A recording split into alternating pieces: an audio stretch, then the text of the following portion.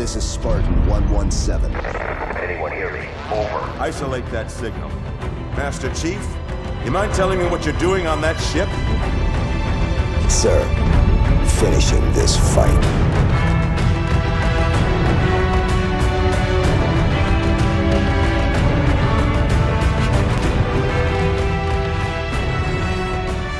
Welcome back to Finish the Fight, a Halo podcast. I'm your host, Jesse Reiner. And I'm your host, Alex Kendall. And as always, let's go through some quick updates that's been going on with Halo.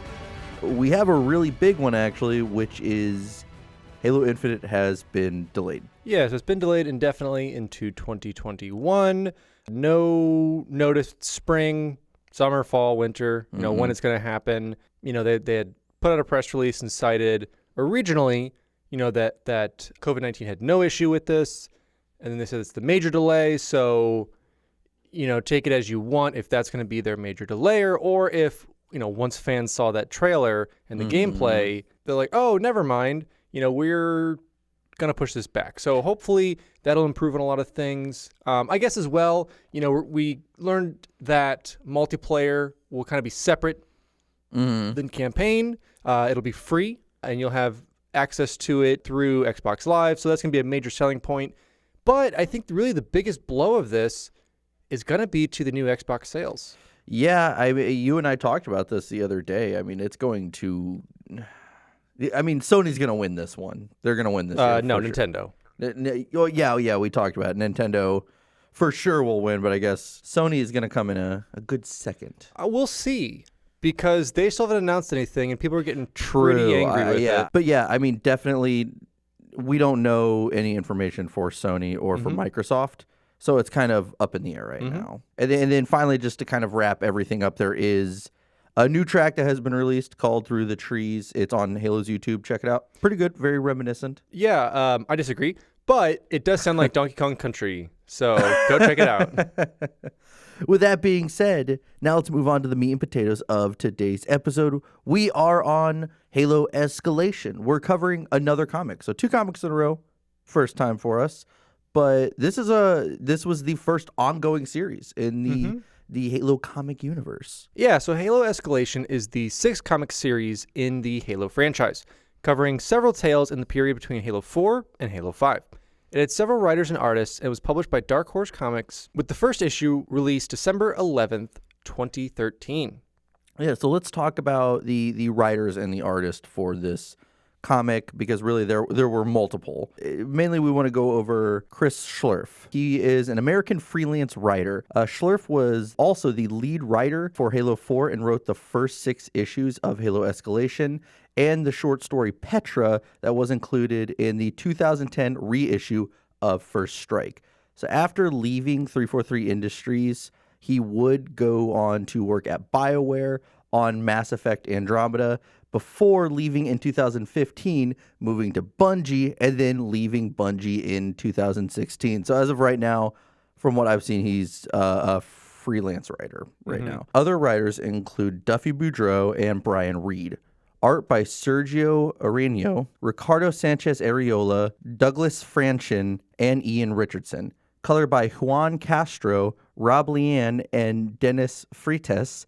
And cover art by Anthony Palumbo, Kenneth Scott, Nicholas Bouvier, Danielle Chavez, Jean-Sebastian Rosbach, and Isaac Hannaford. So Isaac has been working on Halo since Bungie era stuff, creating some awesome covers for some of the novels. So he kind of continued doing that for a lot of these comic book issues themselves. And as far as writing the comic, Initiation was written to give backstory and context to the Spartan Force and Sarah Palmer. So a little bit more that we saw, obviously, in Initiation. This little tidbit into it. Escalation was written to start bridging the gap between the games and the rest of the existing universe in the comics and novels. Plus, it was a way to dive into all the concepts that were planned for Spartan Ops Season 2 and so on. 343 Industries didn't so much ask what's next after Halo 4, but instead it's asked, which stories do we tell first? 343 Industries spent a lot of time on Requiem. They needed to branch it out. Yeah, and so the comic was officially announced at the 2013 Comic-Con, with the first issue releasing December 11th, 2013. So not a whole lot going on with any crazy stories about writing this or anything like that. It was just, as we said, it was really kind of, they had a lot of stories still planned, but after Spartan Ops 1 didn't do so well, they're like, well, we need to tell these stories because we have the Janus Key part of the Halo story now, so we really need to kind of start wrapping all this up eventually. So let's go over some of the characters that we have in this comic. So let's start with major characters. We have Ayat Sevi, who is a Sangheili. Catherine Halsey, which we all know Catherine Halsey at this point. Daniel Clayton, who we find out is actually a pretty important insurrectionist leader. Gabriel Thorne, and he had been in Spartan Ops Season 1. He is a Spartan 4. Holly Tanaka, this is actually an introduction to her. We see her in Halo 5. She is part of Fireteam Majestic. Then, of course, we see the legendary Master Chief, John 117. Jul Amdama, as we know, is the leader of the Didact's Hand. We also saw him in the Kilo 5 trilogy. Naya Ray, who is another Spartan. Sarah Palmer, of course, as we know, is the leader of the Spartan Force. We have Admiral Terrence Hood, who makes his return. Thomas Lasky, as we know, who is the captain of the Infinity, and the Didact, or the Bad Didact, as we like to call him. And then we have a couple minor characters that I'll kind of just mention through that I think really had an impact on this and kind of left something as part of it. Starting off, we have 859 Static Carlin, however I said it in the other episode. But that is a monitor who basically helps somewhat stop the Didact, activate a bunch of composers that we'll learn about. We see Blue Team. We see a little bit more about James Cutter and, just a couple of fun people that we're going to meet. We're going to meet some more Spartans coming up. We're going to see love and failures and death and life. It's going to be great. I love that Netflix show.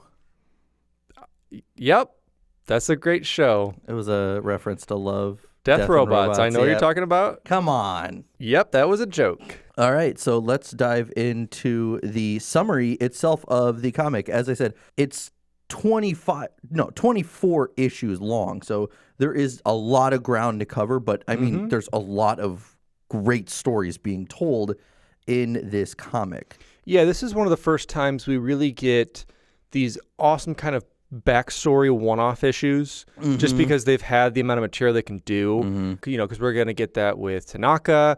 We're going to get a little bit more of that with some of the Spartans and some more, like I said, with Admiral Hood and kind of figuring out a little bit about the past and where these people came from and how it really influences them in the story. Yeah. So the comic does start off, we have Palmer in this snowy terrain, and she starts attacking all of these elites.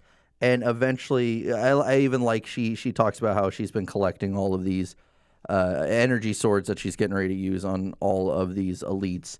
And eventually we find out that they're actually in a war games simulation. But afterwards, she meets up with Lasky, and he's asking, "Oh, are you taking some R&R?" But really, this is her idea of R&R. Eventually, they are called, Lasky and Palmer are called to the UNSC HICOM facility to talk to Hood, Osmond, and a few other higher-ups because they're being taken off of the Requiem mission because they kind of screwed that up with letting Halsey go, and they're now going to be put on a different mission. Yeah, so it basically, starts us out, gets an introduction, and this is kind of the first time we really see, everyone kind of laid out.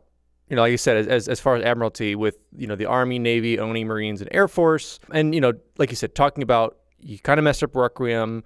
We have some other ideas for you. We need to get out of here. But we see it still on Palmer's mind, like, this is like my revenge. I need to get Halsey. Like, I need to be put on this. And it doesn't have to get put on it, but we'll see that kind of recur through the comic is like Palmer cannot let that go. And it's kind of like this grudge she has that something happened, so we need to get this figured out. Yeah, and eventually what happens is Hood approaches Lasky and says, listen, we kind of need you and some Spartans as guards for this, or for escort, because the Arbiter and the chief of the Brutes, or one of the chieftains, Lytus, we're going to try to all get together and we're going to try to have some peace talks. We're going to try to work this all out. Yeah, because basically they're trying to say, okay, the elites, under the Arbiter are running out of resources. Mm-hmm. The brutes aren't necessarily hoarding them, but they have so many rich planets where the brutes were stuck Mm-hmm. during the Covenant that they kind of have that all under their belt. So this is the first time that they've found a brute that is willing to come to discussion that's not just about their own kind of clan that's bringing it out. So this gets set up. The Spartans are kind of wary about it because they actually go to this neutral planet that is a plasma refinery. They just basically converted the entire planet into a plasma refinery. So it's this crazy elements. They're kind of worried about comms, but they're like, hey, no one really knows about this. This is neutral territory. This was a need to know, super confidential. So, it should be good. And so we have both sides of the ships come in. This is where we get our first look at the Arbiter. Donning new classic armor. Yes, donning classic armor, looking pretty silly. I don't like it, but hey, you do what you got to do, Arby. So we get the council going. We get the council going. It's a round table. They're chit-chatting. And I love a quick point about just how they've written this and some of the art style. I like the text they use for the brute. I don't know if you ever noticed that it's more jaggedy. And it's kind of like that, almost like trying to be brute speak, which I think is really cool. So they have that set up, and the brutes are basically saying humans, like, this will never happen. Like, the Sangheili can't hold themselves. Like, you guys are just rats. Like, we'll try the best we can. Yeah, and so as the Spartans are kind of doing security detail, Palmer notices that an elite is dead. She walks out in the hallway and she's like, uh-oh. And so that's when the fighting kind of ensues because all of a sudden a giant explosion happens A kavoom, to be specific. A kavoom. Forgive me. I'm sorry. And so all of a sudden a bunch of a different Covenant faction shows up. Yes. And they're trying to assassinate all the ambassadors, Hood, Arbiter, and Lytus. Yeah, and to give you guys a little bit of backstory, if you didn't know already, after the fall of the Covenant and a little bit more with Kilo 5, we're going to have all these different kind of religious sects saying that we're the true Covenant, the gods are under us. So especially in the Sangheili, there's such upheaval. You've seen in Halo 5 whenever you're walking around the planets and talking with them, like there's so much upheaval. Well, they even mention at one point, like, there are dozens of new factions claiming they are the new true Covenant. Like, it's just this problem that's happening where they're all just popping up out of nowhere. And to give you guys a quick background, too, so this Spartan team that we're currently viewing, because we may not be viewing some of them soon, this is Jackknife. So this is Spartan Jackknives. Yeah, so eventually this fight ensues, and even at one point, the Lytus is like accusing the Arbiter, is like, oh, like these are all your men, but Arbiter's like killing them, like these are clearly not mine. Yep, I'm killing them, bud. Like, what are you talking about? So yeah, now eventually it comes to them having to escape. Huge invasion force. Invasion force, and I even like that. Really, it's just their job to protect the Spartans. It's their job to protect all of these ambassadors. And it's going okay. But as they start to get to their ship, as is usual in action movies, it's destroyed. So they have to retreat back inside of this refinery that they were talking about. Like, they found it, like, all right, we need to get into this refinery place. Let's go seal it up. Let's figure this out. So at the same time, this is where they start to figure out, okay, there's some tunnels. Let's try it. So that was issue number 1 for you. So it may seem a little different pacing than our usual, going panel to panel. We're going to kind of summarize these for you because otherwise we'd be here about 6 hours going through these. Some of you might like that, but I wouldn't. No, so we'll give you kind of the best part. So so give a quick summary. First issue, we get reintroduced to Palmer, reintroduced to all these characters, and Fire Team Jackknife protecting these delegates. It all goes belly up. And then we start issue 2. All right, so at this point, we have Lasky starting this up at a terminal. We're in the Plasma Refinement Facility, Parts Depot. And this is 2558-0305, Elin 4, which is that plasma planet. So this is where Lytus and the Arbiter are starting to, not form an alliance, but they're like, okay, we have to work together. We got to figure this out. And they realize that, or I guess the Arbiter kind of reveals, hey, we used to squat on this planet, like during the Human Covenant War, so we have base defenses around here. It's just they're all offline. Like, we just decommissioned them. Yeah. So if we can get out there, there's AA guns, there's supplies, we need to get there. So what they end up deciding to do is, all right, let's kind of split this up. Let's go ahead and let's get out there and see what we can do. And then this is where we get introduced to Spartan Ray. And so Spartan Ray got, I think, my favorite color armor of these, because some are pretty lame and white. This is blue and yellow. Pretty sweet looking. So they're kind of looking around to see who can be a comms expert and kind of lead the expedition. And they approach Spartan Ray, and she's like, "Oh, I did 4 years in SIGINT," and they're like, "All right, cool. Now you are our resident expert on communications. So welcome aboard, comms person." Yeah, that's our official title. You're gonna lead these comms. And now we get introduced to a new Sangheili. And this is where we get Gajat. And we have a human on board this ship, which is not the first time we're seeing it, but we got some stir in the pot right now. Yeah, and he definitely seems like he's kind of in control. Yes. He's like, your associates have finished blackening out comm channels. So it's this very formal kind of, shipboard, like, I wouldn't say there's even respect there. It's just, there's something there that that they've been working together for a bit now. I want to point out, we are seeing skirmishers in some of these panels, which supposedly we thought were extinct. So they're not. Yes. And I think this is where 343 is really trying to reintroduce a lot more of these different factions and where they could have found them and who's part of what. They threw everything in this series. I will say that. They put a lot in this series. Yeah, and it's done really well. I think they've done really well with all the assets they've used. Yeah, so eventually, they're talking about how they're trying to escape through these tunnels, and we're seeing that whoever this faction is making their way towards Arbiter and Hood and Lytus, and they do have to they make their way across this bridge at one point to try to get to a different facility, correct? So this is where they're making it to the other facility to activate the systems, get to the AA guns, and I believe he was saying, stash there. We have a couple ships, so we can take those to get out of here. Yeah, unfortunately, all hell breaks loose because they are attacked while trying to get to this other facility. Yes, where we see a lich. Yep, and you see Palmer decides to devise this plan where she puts a bunch of plasma grenades in her helmet, and she just throws it at the lich with a good thoom and Good old Thoom and destroys it. But unfortunately, then she gets pinned down by some Covenant, but it's nothing that she really can't handle necessarily. But moving on from that, we see that this is our second team. So this is what happened before. Yep, they split off. Yeah, so Lasky and Ray split off because they were the ones who had to go find the comm link to try and get it back up. Because at this point, our associates we learned about of our new elite and human alliance that we have, they have blocked all comms. So their option is, okay, because they're thinking it's the storms. They're thinking it's got to be the storms or something with this plasma refinery. So let's go figure out. They have to have some like old school way of communicating. We've got to figure out how to find it. So as they're walking along, Ray gets, and I love this little relationship that builds, because we start to see like Ray and Lasky start to trust each other a lot throughout this, and we'll see some missions they go on.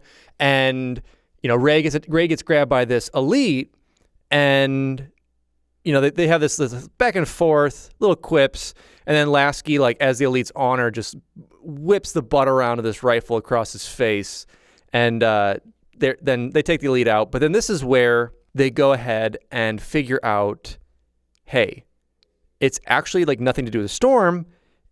It's transponders itself here that are jamming it. So there has to be someone who planned this out, who knows what's happening. Yeah, and moving on back to our original team, we see that Palmer's taking out some of these elites and grunts that have pinned her down, and she gets back with the group, and they're continuing to move on to get to that other facility. And as some elite gets taken out, Hood actually walks over to the body and starts checking it, because he's like, they obviously know something. Yeah, because originally no one was supposed to know about this like transit tunnel they were taking, and immediately they were dropped in on. So Hood's like, there's no way, like we made no racket going this way, we made a distraction, how would they know? As he's kind of rooting around, he pulls out this little data pad that has a UNSC insignia on it. And he's like, okay, it's because I love his quote. He's like, "Seems like an odd choice for a group that professes to hate all things human, doesn't it, Commander?" Holding the pad up. And he says, all right, they've got profiles on you, on me, on all the Spartans, on the delegates. Someone leaked the whereabouts of the negotiations. Yeah, well, it's interesting. They have no information on the elites or brutes. It's all UNSC personnel, so it's automatically kind of starting to dwindle down, like, who could be leaking this information. Yes, because they're like, okay, so we got to figure this out, but it's obviously an inside job that's happening here. Now we jump back over to our duo, who have figured out that this spire is the one that will pretty much, they got to get in, they got to be quiet, and they need to get over to our other team. So they're like, there's some banshees down there. So they sneak around, grab some banshees, and I do love the two different art style of banshees that they have going on there. Yes, they've done really well with that, and it's really cool to see, and I'm really impressed. Yeah, and eventually Spartan Scruggs is starting to clear out an area for them to make their way into. Unfortunately, we see that there are like dead brutes and some Spartans, so he was the only one to make it out of that little team to go and secure a route. Yeah, they basically did a forward route, and they were the ones who arrived at the facility they're arriving at, cleared it out, and it's this really kind of solemn Scruggs look. And like you said, Jesse, unfortunately there's Spartans and others dead. We'll see what's happening. Why they're dead. Yep. So that is issue 2. So a quick summary for that as well. We'll give you little summaries. We continue on. We start to see that, in fact, someone here is jamming this. And in fact, we got a traitor amongst the UNSC. So we then continue on over to issue 3. And issue 3 starts with a beautiful airdrop. I might say it's a 10 out of 10. If we were at the Olympics, I'd have to say. And we have Spartan Ray jumping down to an elite and just crushing him out of his Banshee as we have Lasky land. That's an achievement in Halo Reach. That is true. Assassinate elite so you won't die. She got that achievement. That is true. and so at this time, they're not connecting up yet. They're actually flying through the tower to get up to that signal jammer. And because they figured out, okay, it's got a giant beating heart. Let's take it out. We should be good to go to get those comms back up. Yeah, so they do make it into the facility, and now we see that there is still, like, no matter what, there's still this tension between all three ambassadors for the brutes, the elites, and the humans. And as this tension is kind of growing, all of a sudden, Scruggs grabs Hood and puts a gun to his head. Mm-hmm. So clear giveaway on who this inside mole has been the entire time. But unfortunately, we jump back to the bridge of the UNSC Infinity. Got a bit going on here. And we've got word that Lasky has finally gotten through to comms and is like, hey, stuff hit the fan. We need some evac out of here. Like, elites just started attacking a place. And this is where we're also introduced to Commander Bradley, who's on board the UNSC. And unfortunately, at the same time, we have the brutes over comms in their ships saying, like, your demands mean nothing. We're not standing down. We are attacking because those elites, attacked us. Like, we need to get revenge on it, basically. But at the same time, they're like, okay, we need to get the Infinity in here. We need to take care of this. We won't get reinforcements in time. This place will just be destroyed before the Infinity can even get in and get close. And we start to see, some of that start to ring true. Then we jump back for a couple panels back to this Covenant ship where we see that Human and Gajat. And they're basically discussing, okay, my man on the ground says, we got him. The fire team's down. So the diplomats will be in your hands very soon. And they said, all right, let's prioritize that facility over there where we pinged them before and where we jump back to that action of our hostage situation. Mm-hmm. And it's interesting because this is really where, there's like, for God's sakes, you're a Spartan. Scruggs says, okay, listen here. Yes, I am. But do you know who caused all this death and devastation? Do you know who started the Sangheili uprising? Mm-hmm. Like really hinting back to all these stories we know that Oni has been forcing all these hands. And, or what happened to like John 117, this supposed idol we have, and you don't even understand half of what's going on. Palmer then says, you know what, I'm so sorry. not for you, Scruggs, and then shoots Hood in the leg, causing Scruggs to drop him, and a battle ensues between Palmer and Scruggs. Yeah, and I love how it's a pretty quick fight because and it's one-sided too. Palmer throws a knife in his wrist, beats the hell out of him, and finally puts a knife in his throat. And just ends it. Like it was such an easy fight for her. You could tell. Yeah. There was no fight, or no. It was one-sided. Mm-hmm. But yeah, so moving on from that, we're back to the one of the other teams who are getting the AA guns ready so they can escape. Yeah, and this is where we get to DeMarco. And DeMarco is leading this team where they have discovered in the facility the AA guns, one of those like Covenant little dinky tug ships. They're like, it's like a tiny transport ship, and a couple other things, basically saying what they got. And we have, because this time all comms are reintroduced because of them taking out that big tower. They start to say, okay, you get the VIPs. Lasky says, you get the VIPs to safety. Let's get this going. Like we got to extract. That's the main priority. Even though Palmer's like, what I need to do? I need to go help my Spartans that are out there. Yeah, and he's like, this is an order. Yes. Like through and through, you can't always stay with him. Your job is to, be an escort for these ambassadors. Yeah, and I love this little interaction because this is always a death scene when little heart-to-hearts happen like this. And, this is when DeMarco says, hey, can you give my buddy back his book? He always wants me to read it. Can you just tell him, it wasn't bad? Yeah. Because if I say it's good, I won't read it. Yeah, if I say it wasn't bad, like he'll be none the wiser. Yeah, and that's when Palmer's like, listen, is there anything I can do? And like he's like, just go. Like I'll see you when I see you. Well, because he's got to stay behind. Yes, because the AA guns, even though they got them online, there's no targeting system, so it's all manual fire. Yeah, but yeah, you always love that those heart-to-hearts that happen, and then moving on from they get out of there. He stays behind to defend them, and eventually he dies in the invasion. Yeah, so unfortunately, and going back, that little tug ship, that's that little tug thing we see pretty much in Halo 2 only. Oh, yeah, those transports on Earth in the tunnels. Yeah, that's the only time we really see them. So that's what they're taking off on. So yeah, they can fly. They can fly, apparently. So yeah, so he stays behind. But in the interim, he shoots a Banshee down, saving them, however, damning himself from another Banshee that just plasma cannons him and takes him out. And we see that 6 Spartans did die on that mission as well, because it moves on and we're at a funeral now. They're talking about, we're supposed to say Spartans never die, but obviously they sacrifice themselves in this mission. Yeah, and also after this funeral, we see some tension between Palmer and Lasky because she had to leave one of her own to die. Well, she makes an excuse. Those diplomats would have never agreed. This was pretty much a suicide mission to begin with, and kind of questioning like what is Oni and what is the Admiralty having us do for real? Because I really think Scruggs got in her head.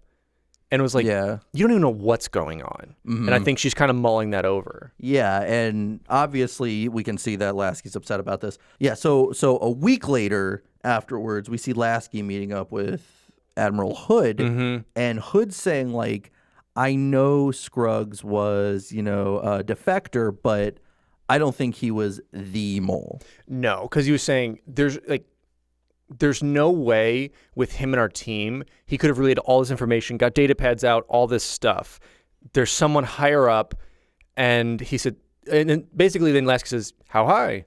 And Hood says, high enough that it scares the hell out of me. Meaning that it's up there. Yeah. And so that ends our third issue, ending this intro to this really cool kind of diplomatic start to it. It was a very intro to these Spartans. We have loss, we have hopefully some stuff coming up, and we're going to see who that elite human combo is, because they ended up fleeing the system and this whole battle ensued because they basically went under that cover, that guise of battle to live to fight another day. And then on to issue 4. Issue 4 starts with a classic wee oof, or just a wee oop, but it says wee oof. Anyway, alarm goes off. Which I love. And with just all these chaos and these panels, and we see that there's, this ship called the Pride that's in there, and things are blowing up. We don't know what's going on. And then we jump to some Spartans outside who are in booster packs fighting these ships. And, just a chaos ensues. And I always love that in shows when they start it that way, like the end of it is the beginning. Yeah, then it jumps back pretty much to 74 hours earlier than this chaos ensues. We're back on the Infinity still. And this is where Lasky and Hood are really starting to set up their scheme to try and figure out what's happening. And we then see our Spartan Ray combo again. Lasky says, all right, Hood, don't do anything. I know a way to get some information. Let me take Ray on this covert mission to figure it out and figure out who this mole is, and then we can act on it. Yeah, and you see they're kind of like even in civilian clothes too. Like it's clearly like they're gonna go like undercover. Super undercover, yeah. Yeah, moving on from that, we see some Spartans having some hand-to-hand combat training. With a good old Kirk-omk. Yeah. Kirk-omk. Good old punching. Yeah, we see that basically they're all pretty upset about the idea that DeMarco's gone because they're talking about that's who they used to spar with and everything. And that it was, it's Palmer's fault is what they're saying. Because this is where we get introduced to Madsen and Thorn. And they're like, Commander Palmer should have been there for him. Why'd she, why did they have to die doing this? Yeah, and then that's when it's like one of those awkward things. She shows up as they're talking and there's like, uh-oh. Yeah. She hears us. And then we jump back to Hood, and this is where Hood's like, hey, Roland, I want to do a quick, rundown of the Forerunner tech on this.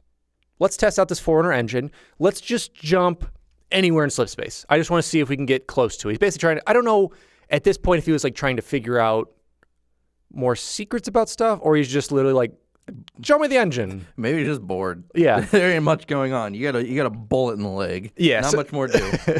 So they start this off and they get into jump. Then we jump over to Castiglione, capital of Escala 3. And this is where we are at the outer colonies with both Lasky and Ray. And I love they have this like just normal human talk. So even Lasky's like, oh, Ray, I'm so sorry. I don't even know your first name. And she's like, oh, Naya. Because he's like, oh, you just call me Tom.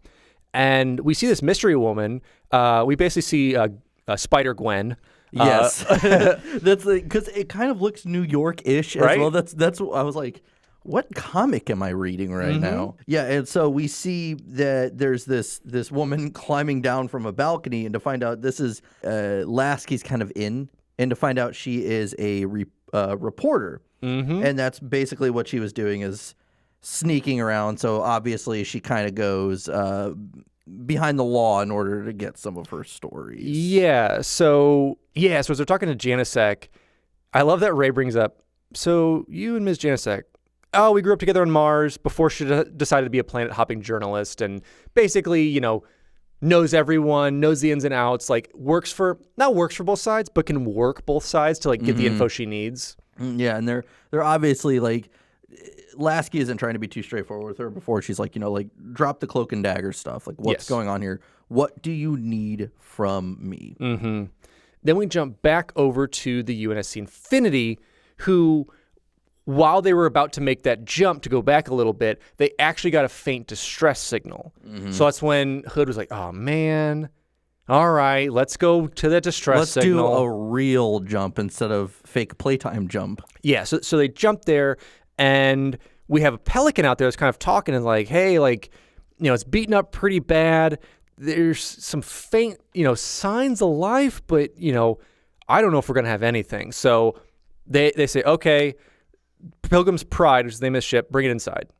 Yeah, and this is where it kind of comes back to when we saw in the comic all those Spartans jumping down. Yes, going out because the ship actually sent out some old longswords and some old ship tech to attack.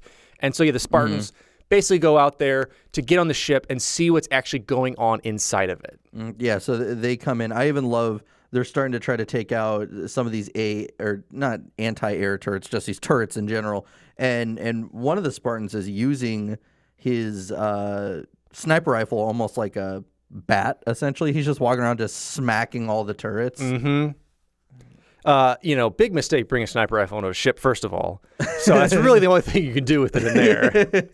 Just use it as a bat. Yeah, and so they looking around, they're like, hey, what's going on? You know, let's go ahead, get out of here because this ship's gonna blow up.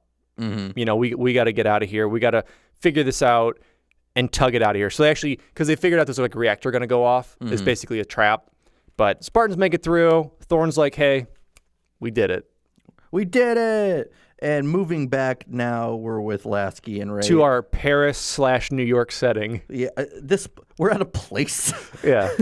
And yeah, so first of all, the outer colonies, that's the place to be, apparently. it is. It's a nice little view. But I think at one point, Lasky asked for, you know, like, hey, Ray, can you give us some time, just me and her? And he's trying to say, like, listen, like Lasky's telling his friend, like, listen, this is, you know, you can't say anything to anyone about this. Honestly, telling a reporter you can't say this is kind of ironic. But, you know, he's explaining the situation like, listen, we there's someone leaking information inside the UNSC. Yeah. We need your help to know who is this? Who is this person? Yeah, and so he's talking to, first name is Petra, and Petra's like, okay, you know what? I can easily do that. I've got informants everywhere. But in return, I want the story of the Master Chief. Yeah. I need to know, like, his whereabouts, what's going on. I need to know about the Master Chief. Yeah.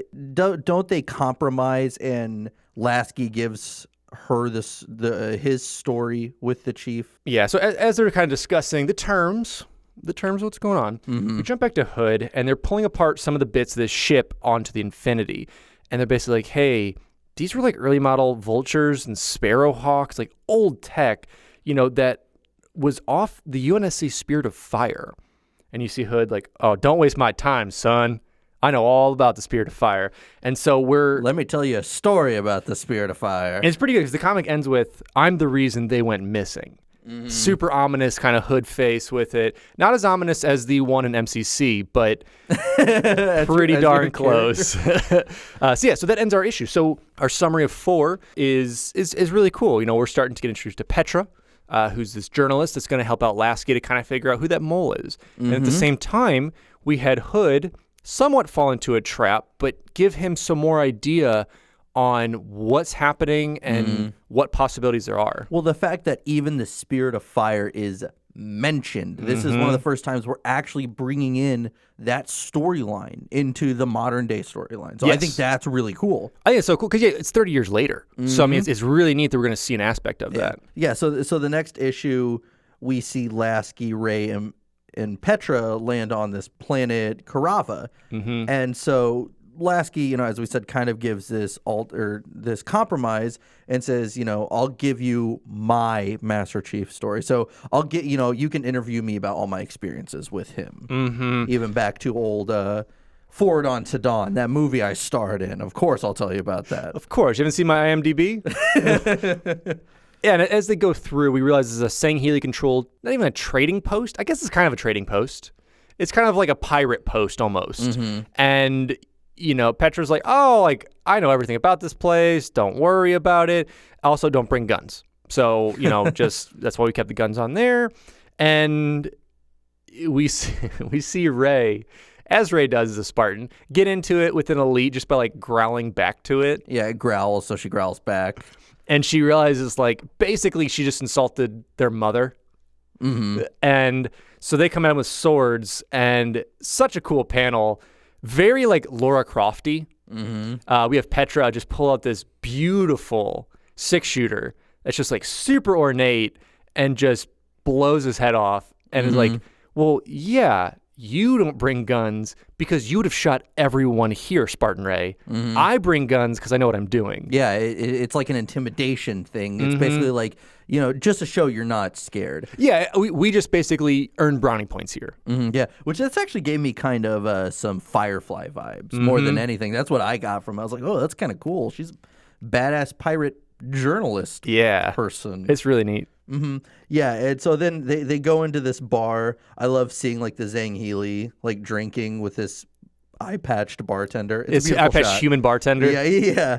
And so they do meet up with Petra's contact, who kind of knows a thing or two or well.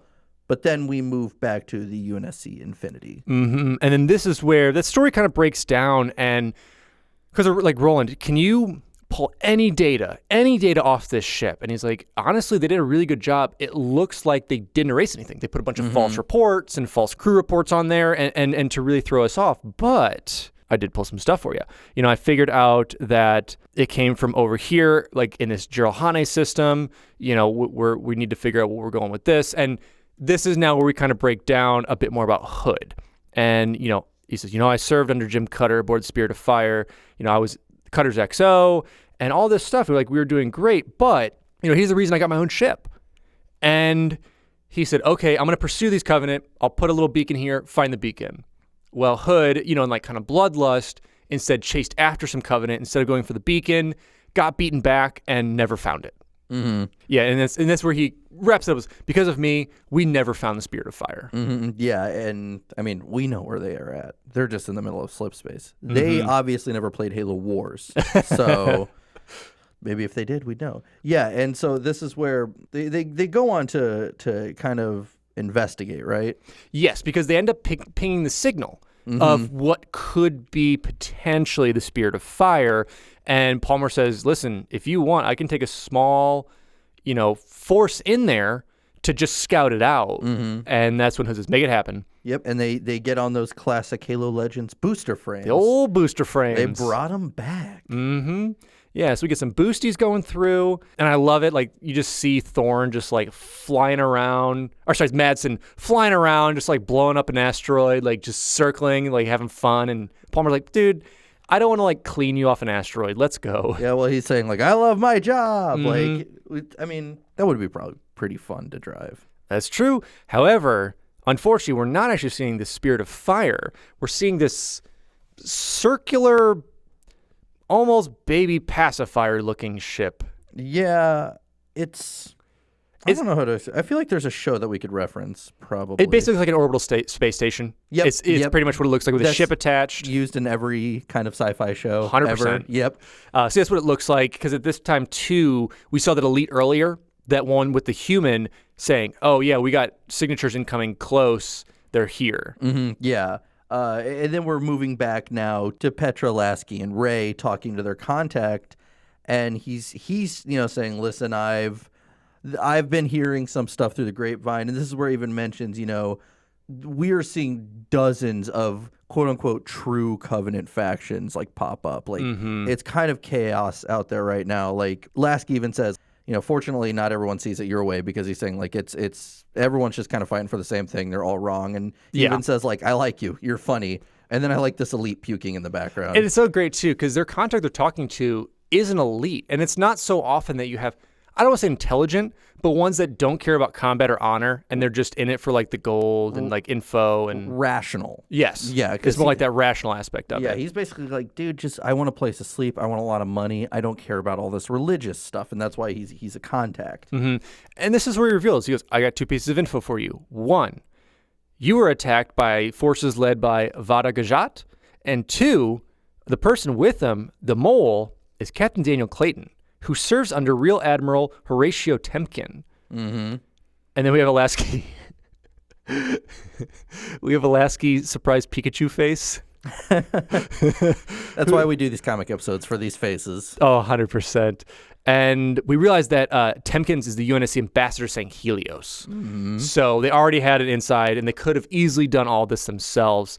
And so I love this too, because it's such a Star Wars-y vibe of going to like these backwater worlds of like, hey, you're always welcome here. Like, it was good to talk to you. If you need more info, let me know. And I love that Lasky's like, hey, listen, now you're on my list. I'll let you know. Usually these meetings, like these cliche meetings, kind of end with like a lot of tension. But really, this guy's like, here's the info you need. Come back anytime. Yeah. See you. He says, hey, as long as you got money to spend, we're good. Yeah, and that's what I kind of like, is like they do break away from some of those cliche things like that. It ends on a good note. They get what they need to get out. But it does end on a dun-dun-dun note, because we actually figure out that Daniel Clayton is James Cutter's son. Yeah, and so it's more of this revenge story than anything else. Yes, because we're figuring out that at this point, he's the one leading this facility for real. There's a bunch of humans working in here, and he gives a little backstory, about his dad to this Elite, and basically says, the UNSC betrayed me.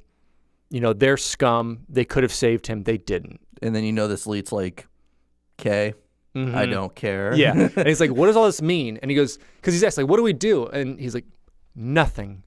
What do you mean nothing? He's like, I'm waiting. And like as soon as it happens, UNSC Infinity is across the screen. And he goes, I'm waiting for that. And he goes, open a channel to the Infinity, please. And so he shows up, introduces himself to Hood, and Hood's even surprised to see him. And now it's one of those things he gives the whole like, listen, for years I knew something was up, because I don't think he ever knew his father was truly dead. I think they were just said he was on a long mission, basically. And so all of a sudden they were starting to get checks. Him and his mother were starting to get checks, and he kind of put everything together like, oh, my father's dead. And then he says that he got through the UNSC ranks quickly through nepotism, essentially, because it's like, his dad's dead, let's... Well, and they're basically saying, because I really like this, and they don't have this in a lot of stories, he said, I've never accomplished anything. You're the reason I'm here. You're the reason I rose through the ranks. I have never done anything for myself. This is your fault. It's really interesting. Yeah, again, it's like not that guilt, but he's like, it's rage over anything. I wanted to do this myself, but you basically covered up that you basically let him die, and you feel bad. So you raising me like this is because you felt bad. But this is where he says, activate the glass cannon. And we realize that Starship is actually like basically what the destroyers and stuff had. It's like a mobile cannon. And they fire a glassing laser through the Infinity. Yeah, and so that wraps up the issue. Yeah, and so, big stuff here. We're obviously seeing, James Cutter's son, mobile glass cannons, and a real start to like possibly the downfall of Infinity. Don't play Halo 5 yet. Possibly a downfall of the Infinity. Yeah, and so now we have the next issue. And issue 6. we see a lot of these. I love it's like it starts with Hood close to his eyes and starts zooming out, and he's just talking about how he's fought the Covenant, his rank, and now he's talking about how I always thought the Covenant were going to kill me, but now today it's pretty sure it's going to be a human that kills me. Captain Daniel Clayton, who is the illegitimate son of my mentor, my friend James Cutter.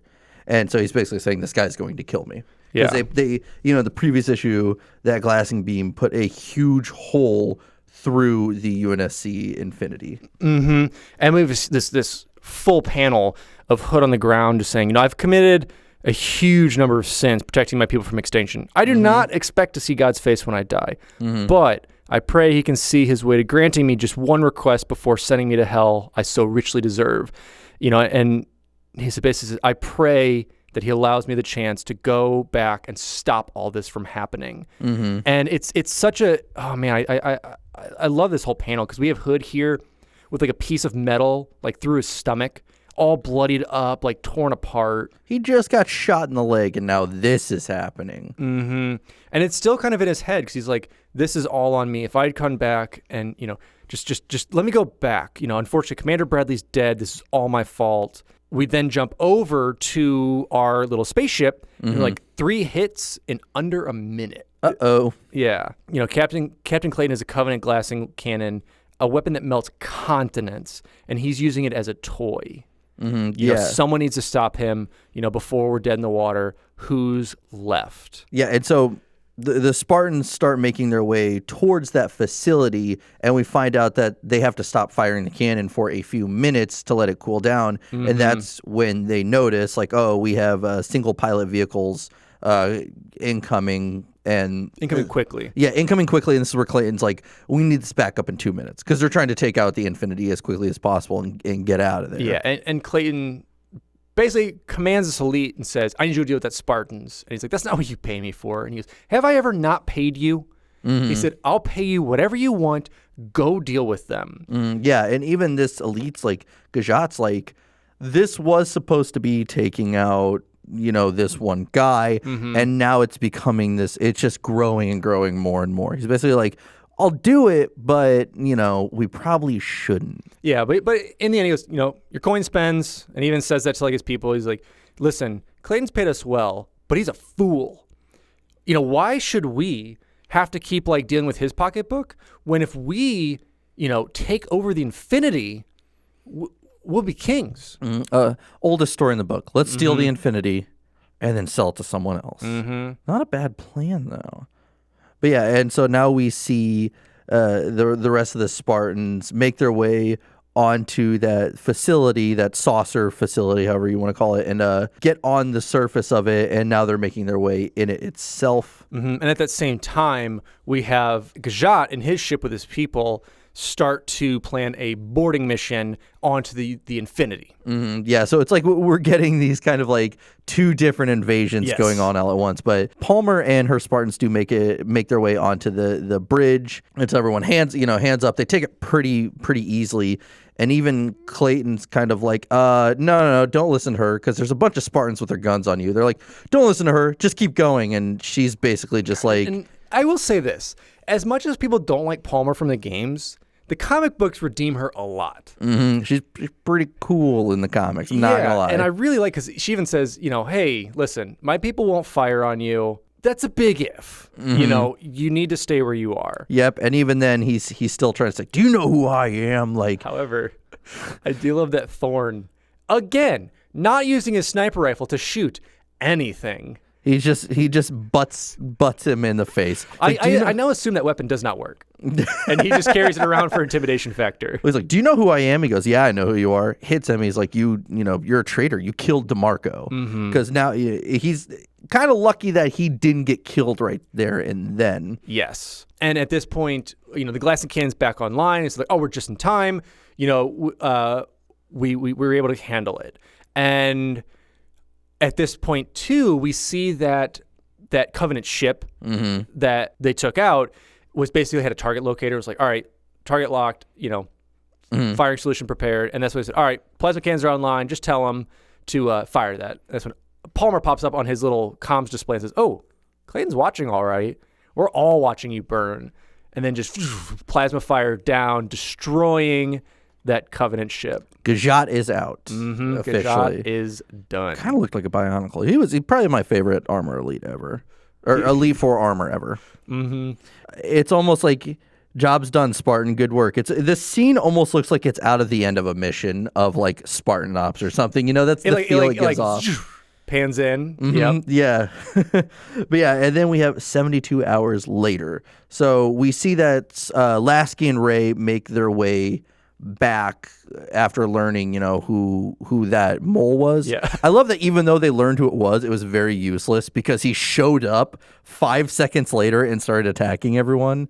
But at least they got to go to this Paris-New York hybrid city. That is true. And they even talk about it too, like, because you see this great relationship that still keeps building between Palmer and Lasky. And, Palmer says, welcome back. I want to apologize for how I acted before you left. It wasn't your fault that we lost those Spartans, this and that. And, they start talking about the trip, and that's when Palmer reveals, oh, you found the moles? Yeah, we already took care of that a couple days ago. Yeah. But then we start to see, like, a little bit of blame that Lasky takes, and it's like, I think he harbors that same kind of like, you hold yourself accountable for everything that Hood does. And it's like, if only I had done this, if that 2020 hindsight.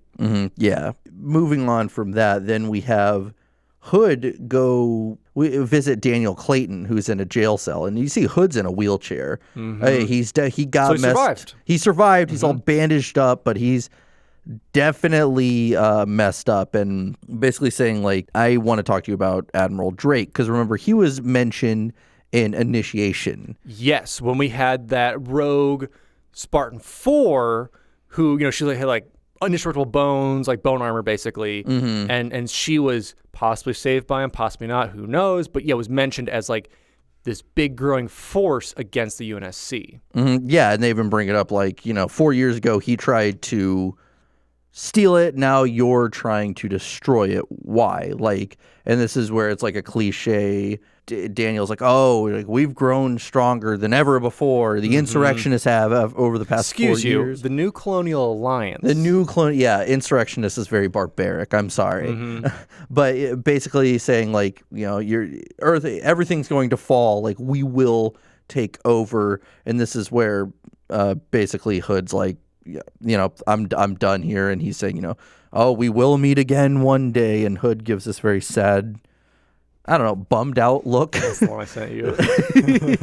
Yeah, just this very bummed out look. And then it ends with how it began with him like narrating what's going on. Like, you know, my name is Terrence Hood. I'm the Admiral in the Space United Nations Space Command Navy, like all this stuff. Like, but it's a little bit more of a positive note instead of saying like, I've done all this stuff, I will never see God's face. It's more of like, it's positive but solemn because he's like, I damned James Cutter and his ship. I wasn't there to save him. And, you know, I don't know what's going on. And then we get this 2-page spread of the Spirit of Fire, you know, and he says on February 10th, 2531, went missing. Every day since then, I have wondered what happened. Oh man. And then this panel. So if you go like to the next page after that one, you get this abandoned ship flashing off and on. And he said, I hope Sunday we'll find her. You know, my friend will be there and it'll be all good. But on 2 of the panels, we see flood spores, or little flood pods running around. Yeah, you know, and you see like this like abandoned ship light in the background. And I love he's just like, oh, I can't wait to find them. No, there's flood in that ship. And it's so great because it's so sexy. He's like, I want to beg his forgiveness. Like, you know, I want to make things right, and realizing it'll never happen. And that ends our issue. So our kind of culmination of that entire summit is kind of finished. That's our summit story. We're gonna have a couple stories going through this, but this gets us a better look at the new Colonial Alliance. Obviously, bringing back the Spirit of Fire, bringing back more stories. I think we thought we never really would have seen again, and tying it all together, which is really awesome. Well, they even tie in initiation into this as well, which I thought was really cool because that way it's not just some random one-off thing. Yes, and I think this is really one of the first where they stopped doing like upgrades to weapons and equipment and never seeing it again. Like, oh, they never had that into Halo 3. They never had that into Halo 4. We're starting to see that it's still around. Tech was just upgraded for frontline stuff, but everywhere else, it's the older school models. It's just whatever they have to work with that's not being built all the time. Yeah. You know, wrapping up with those first 6 issues, that's the first quarter really of this whole series. Now we're on issue 7. And now this is where we get an introduction to Thorne's backstory, Gabriel Thorn. And it starts actually with him as a kid talking about the city of New Phoenix, which is where he grew up. So it's like a book report. Oh, the city of New Phoenix was the 4th most populated city in the United Republic of North America. You know, it did this, and you see that there's this old couple back there, you know, and he's kind of talking about his parents. And we realize those are his grandparents because unfortunately his parents died in battle. They were ODSTs. Yes. And on the planet Alluvion, and yeah, they basically glassed. So well, they're not wearing helmets, first of all, in this panel. So how are you going to know who they are if they didn't have helmets? Just assume. It's the cool people trend. So you see that like the planet's getting glassed, their forces are outnumbered, and you know he said basically I was 8 and I had no prep to not bury bodies when there should have been bodies type thing. Basically talking about how bad glassing is. Yeah, and then it shifts to the present day. So they're on the Doxica station, and we see Thorn is having a nightmare. And Spartan Grant, she was in Spartan Ops Season 1. We always say Season 1. We should just say Spartan Ops. Yeah. This is Spartan Ops Season 2, essentially. Yes. But, so she was in Spartan Ops, and so she goes to wake him up because he's, of course, just saying, like, no, go away, having this whatever kind of dream. You could see he's sweating. And to find out, he starts narrating. It kind of switches panels. He starts narrating to this nightmare that he's having every night is his grandmother it's almost like a flashback. His grandmother is teaching him how to play the violin, and then all of a sudden it shows he's a Spartan. He's going from a child to a Spartan playing this violin. Now all of a sudden the planet New Phoenix is getting composed. Yes, because he keeps talking about I couldn't save them. Like my nightmare is, which is also such a gruesome panel. Like he's all in the middle of these people getting composed, and he's like in a glassing. He said I would prefer glassing over composing. It's instant death. It's instant death. It's destruction. Here, all the buildings stay. Nothing else changes except for the people. Yeah, and remember, it was brought up in Spartan Ops that Thorne's family was killed in New Phoenix, because it's brought up like very, very beginning, because they're all kind of talking about it, and he's sitting quietly like in the corner, because obviously he just doesn't want to talk about it. And finally, Grant does wake up Thorn, and is just trying to figure out what's going on, and he's just like, don't worry about it. It's just this dream. Sorry I woke you up, but just don't worry about it. Yeah, and so she goes, let's go for a walk. Like let's walk this off. And he's like, all right, sounds good. So they go to the cafeteria, because that's usually what I do when I get a midnight walk. It's like, let's go get some food. And so they sit down and eat, and she's like, dude, what's bothering you? Like, figures out that, like, I think she already kind of knew, but like, you're from New Phoenix, right? Well, we're above Earth. Like, we have to wait for the Infinity to get repaired. It's gonna be a couple weeks. New Phoenix is having this tribute where like the city is opening back up. I think it was 8 years, was it? Yeah, 8 years since then. So he's like, you're not going? Like, let's go down. Let's see what they're doing. Like, why not be able to look through your old neighborhood again? Yeah.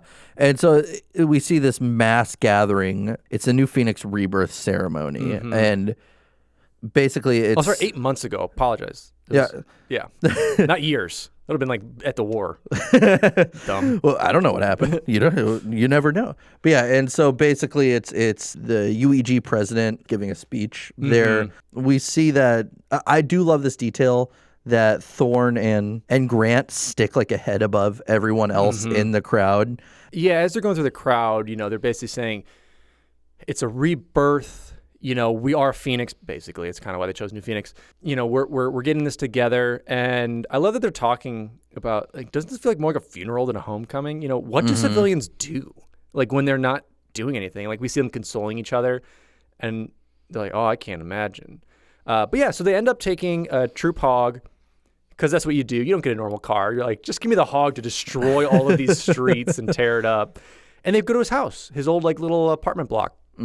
Yeah, and he even it's almost like nothing ever changed. He walks in, scans his eye to unlock the door, and he starts looking around, and he sees even this this holographic panel show up of him. And he's in his military graduation uniform with his grandparents as well. And I even love that there's a Master Chief action figure that pops up. I love this relationship between him and Grant, because you can tell there's a little something. Because Grant's just poking fun. He's like, she's like, you had a Master Chief action figure? And he's like, no, my grandma bought that after she figured out, I was getting into the Spartans. She bought it, Which is still kind of cute. I love it. His grandmas would do that. And it's something that has nothing to do with him, but they go, Spartan, yes. Buy that thing. Yeah, because it's like, oh, this is what my grandson is. He's this guy. Oh, I love it. And so yeah, eventually as they're making their way through, he goes out back, and something he had talked about is he was like, my grandmother probably died alone, like, and I just regret it that I wasn't there. And finally he goes back and he says, I found her, and we see where she was when she died. She was playing violin out back, and it's like on the ground, and we see that there's like this screen to display the music to play to. Yeah, to like have all your sheet music, and it just keeps saying select song to display, and it keeps just saying it, and he just goes, she was right here when it happened, and you can see it just kind of take over, and he's like, you see a panic attack set. He's like, I have to leave, like, we can't, I shouldn't have come back here, we have to leave. But this is where Grant just kind of steps up and is like, dude, I was born on Arcadia. I saw the planet fall. I mean, I was there, Gabriel, on the ground. Like, what I wouldn't give, like, because basically she's like, you're a spoiled brat. What I wouldn't give to go back to something. I have nothing to go back to. It's just glass. Yeah. And to say, like, listen, here's what you need to do. You need to mourn. You have never mourned over this. You've just kept it inside. And that's why you're having these nightmares. And man, like, then they get to this really powerful moment where he's just kind of sitting there, and he kind of gets in his head. He goes, I am not the only person who's ever lost anyone, and Grant's not the only person who could never go home again. He said, I always hated Earth, too built up, too cold, but I love my grandparents, and Grant's right. I should take this moment to honor my family's memory. And it's just such a powerful, really cool moment they put in here that they didn't have to. Yeah, because he starts playing violin, and we see his kind of family, like a photo of his family appear in the background. God, it's such a cool panel. Like this would be something I would hang up. Like this is cool. It's a great shot. It's illustrated great. And I love 3 weeks later, he's basically saying, like, I'm not having that nightmare anymore. Instead of, I'm kind of having this new reoccurring dream instead, or I'm talking to a coach named Steven, and he's just like, this doesn't mean anything, but all that matters is that I'm not having that nightmare about my family. Like I don't have guilt about this anymore. He's moved on from it. Yeah, like, he's been able to mourn and go through it, and he's happy. He got like a new little picture of new Phoenix, and he's basically saying, "Oh, I'm happy that Grant's happy too." So you can see like they do really care for each other. And this is where we jump back. The UNSC says, "All right, everybody, prepare for jump," and they jump. So repairs are done. Thorne's good to go. We're good to go. Let's go. Back at it. It's basically like one of those anime episodes in between. It was a filler episode, but I like these quote unquote filler issues because they do so well. Because you have the action for 5 to 6 issues, you get a little bit of downtime, which is super nice, really cool. And then it's back at it because again that gave some backstory about Thorn and kind of these feelings that he had been dealing with. That was the end of issue 7, by the way. And now it was again kind of something to pull at your heartstrings.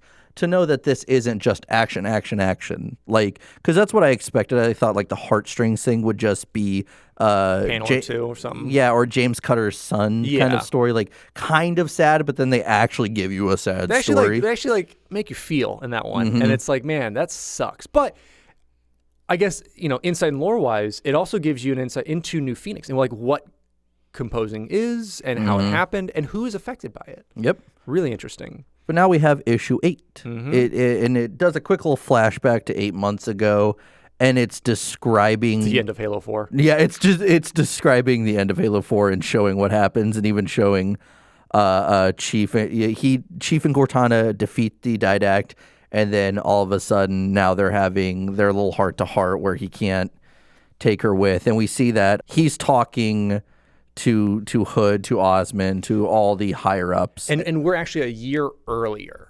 So most of what we're actually like a year or so, because we're actually July 25th, 2557, giving that debriefing basically to all the higher ups, saying, "Hey, was Cortana destroyed?"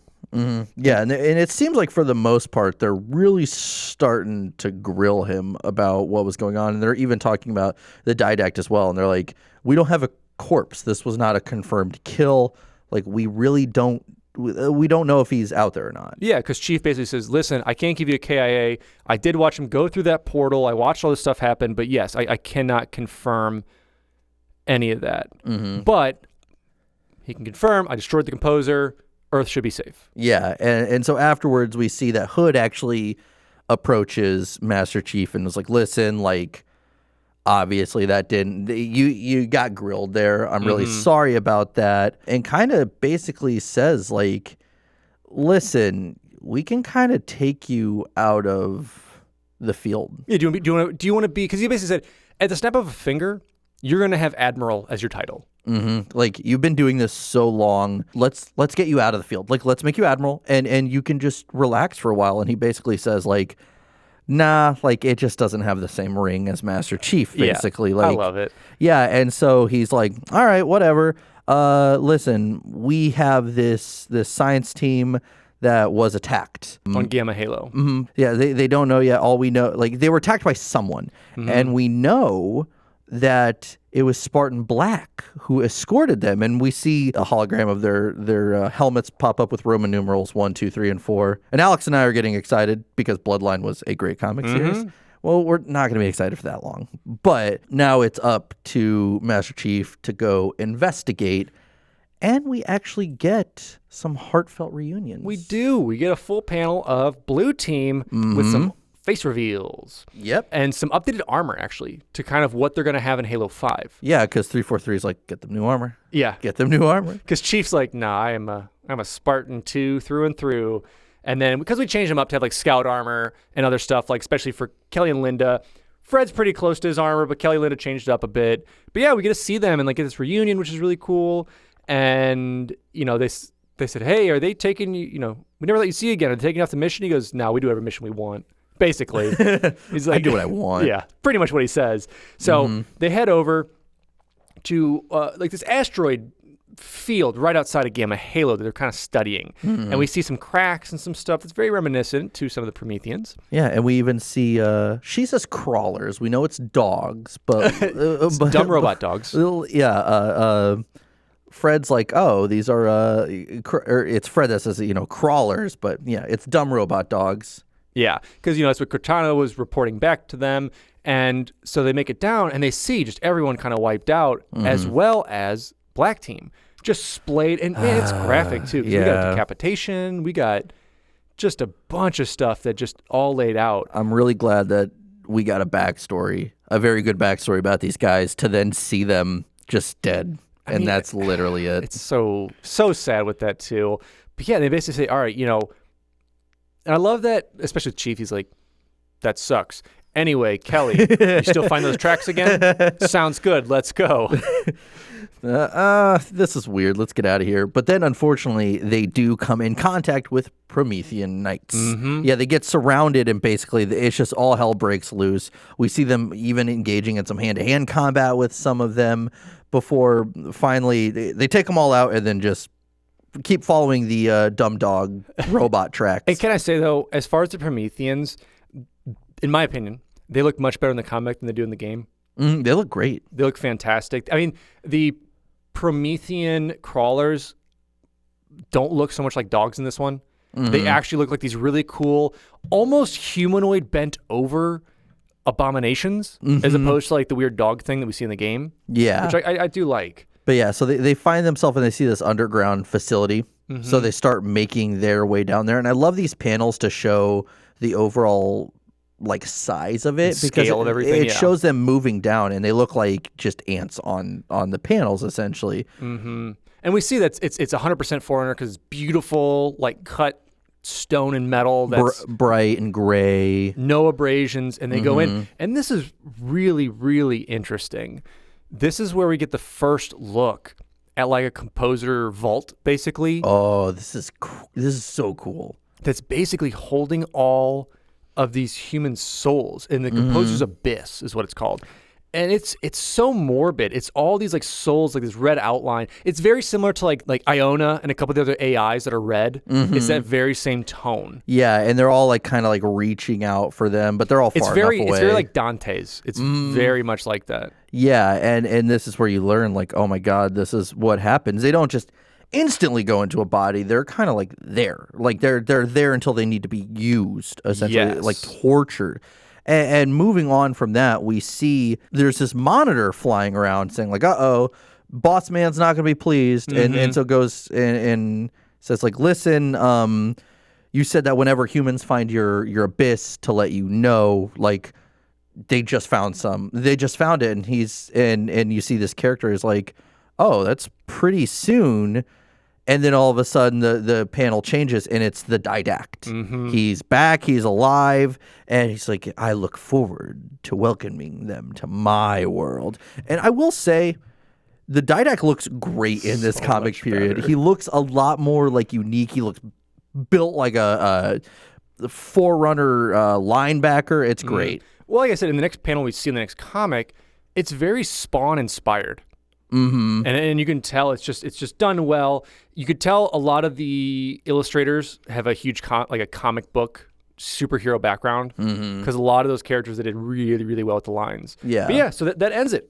Obviously, we get the Didact back. A little summary of the issue for you. We get Master Chief again. We get the retellings of Halo 4 and reintroduction to Blue Team. And now we're figuring out what happens to those souls, and our Big D is back, as some might say. As everyone says, typically, the Big D. Yeah. No one calls him Didact anymore. No, it's Big D. It's Big D. Big D. He's been reborn. But yeah, and so now we're actually, the next issue, it goes to yesterday than what we just, yesterday from before. And yesterday from before. Yes. Basically, to summarize, it goes to Black Team. Team Black. The day before. they're seeing something coming in. Yes. And they're gonna go make their way to kind of investigate, and they find the Didact just laying on the ground, passed out. Of course, they haven't played Halo 4. They don't know who he is. They say that they've never seen anything like it. And as they're trying to figure out, like, is there anything else like this? He wakes up, stands up. He's 20 foot tall in this comic. In case you don't know, he's legitimately 20 foot tall, and he just says, "More of you." Unacceptable. That's the last we see of them in this comic, because, when they find them, they're dead. Yep. And then we jump back to our little floaty ball, our monitor. It's like, what is this going on? Like, where is this installation, this monitor? What is happening? Identify yourself. What is this? And this is where we see the Didact first come in contact with this monitor, and the monitor says, I'm 859 static Carolyn, whatever that is. And he's, I know who you are. You're the keeper of the composers. And he's like, and you're the Didact. I love you see that the Didact obviously just got done with with black team because he's covered in blood. Oh yeah, it's such grim detail. Like I said, it's very Spawn-esque, like the claws and everything. Super close to that. Love it. So yeah, so they basically start talking, and he says, "How are you still alive? Like I thought you." And I love that the monitor's like, "Am I suffering?" Basically, if I'm suffering trauma, like, "Am I suffering breakdown in my logic? Am I crazy right now?" He says, "No, I decided to come to this installation because there was no response from the monitor. I didn't know what was going on. I wanted to just check up, just doing a Q&A, see how things are going." And he says, "Okay, well, can you take me to the Composer's Forge?" And he's like, "All right, show me it." And then we jump back to today's time, which is after yesterday.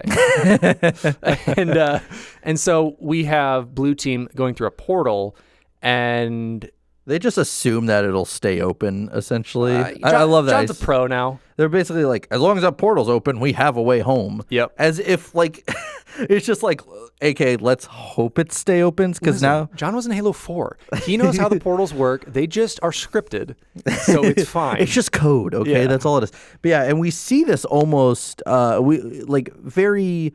You can tell it's a lot older Forerunner structures, because we see more fauna and trees and everything starting to grow over it. Yes. He says it's just odd.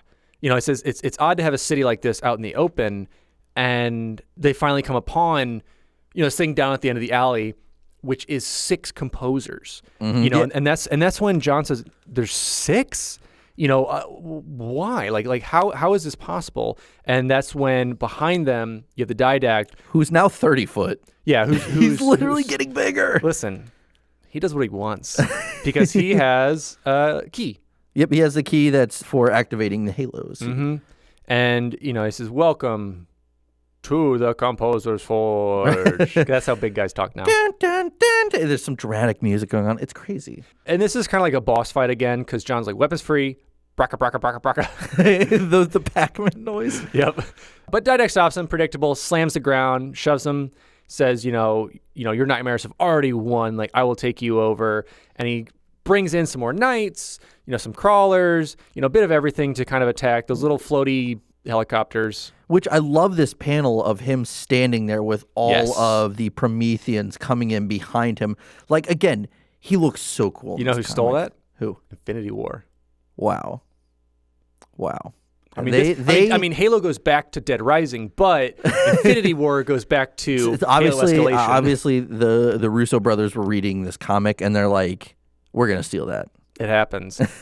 So at this point, we have this battle happening, and we hear the monitor say, "Arriving Didact," and blink, a halo appears like right above them. So basically, they slip space this halo to the Didact's location. Yeah, as they're fighting, the monitor just decides to just come like introduce themselves, like, "Hey, just so you know, I'm the monitor. This is where we keep the composers. Just, do you guys want a tour in the middle of this fight? Because I can give you a tour." Yep. Just so you know, we got to repair that halo. Once we got that repaired, he will annihilate your planet. I love it's just so calm. It's just like, so that's kind of what's going to go down. But this goes back to the monitor because, as we've seen with Guilty Spark and a couple of the other ones, they still retain an ounce of humanity. And the monitor actually switches sides. Yeah. And he got all those tortured souls and shoved them into, all of these Prometheans. Like, that is unacceptable. We need to take care of this, so I'm going to help you guys now. Yeah, because it's going against kind of the mantle, as we see. Like you're supposed to preserve life, not to take it. And especially the goal is there's no flood or anything like that, so it's purely just kind of a revenge mission on the Didact's part. And I even love that as they're escaping from the Prometheans, even the Monitor is starting to fight the Prometheans as well and shooting like the laser at them. I think that's kind of cool. Yeah, because I love that he says he brought his abominations here. He violated the sanctity of my home. So it's even like the human thing of like, this is my home. Well, yeah, we see how defensive Monitors are of the any kind of installation that they're in charge of. Magically, like Jesse said, the portal's still open. They're sprinting back to the portal. You know, they start to go through, and John asks the Monitor, "Hey, can you deactivate this portal? You know, because it is scripted. So can you do this? Can you press the button?" Yeah. And so the Monitor says, "Go. Enough talk. I will take care of this." Badass Monitor. But yeah, so they do start making their way out of that facility that they were in before all of a sudden Didact shows up once again, because he can teleport and has superpowers. That's his spawn. But His yeah, spawn Didact. so basically it's just him beating the tar out of each and every one of them. But Master Chief does sneak up behind the Didact with like the world's weirdest looking knife. It's like this half. It's like a knife that's still in the mold that they didn't like cut off the edges of. Yeah, and he sneaks up behind Didact and actually shoves his knife in his eye, and which really doesn't seem to phase Didact at all, because he actually lifts up the Master Chief and starts squeezing the helmet, and then we get a "to be continued." And that's it. We're not going to talk about it ever again. No, but so yeah, that was the end of the issue. So now we're seeing that the Didact's back. Yeah. So issue 9, obviously, we get the idea of the composer. We get the idea of a new Monitor, and that there's 6 more composers that he has at his will, and his plan to basically wipe everything out.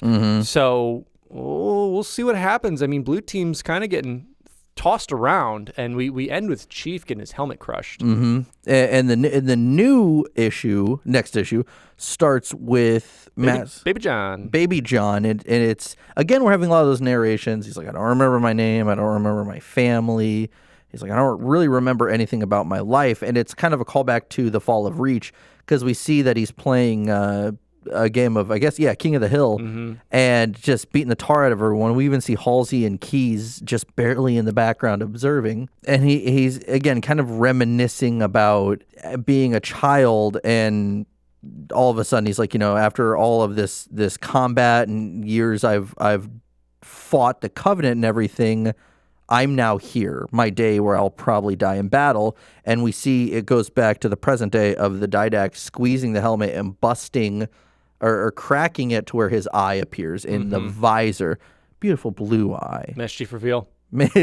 Face reveal. Yep. And so before the Didact can actually kill him, blue team does go in and try to save him, but he just throws Master Chief into Fred, I believe. And just the battle continues, but really the only way that they can kind of hurt him is using Promethean weapons. Yes, because what they end up learning, so they have this whole battle, everything goes about, even firing more weapons at him into his face. Is, are we done here? The only thing that stops him ends up being the Monitor. And, he even says, I wholeheartedly agree, and shoots him in the back, and then gets him teleported out of there. And then reveals to him, hey, you guys need to switch up your weapons. Like, he's attuned to your weapons, so you do no damage, basically. Yeah, he's used to them by now, so you kind of need to change things up.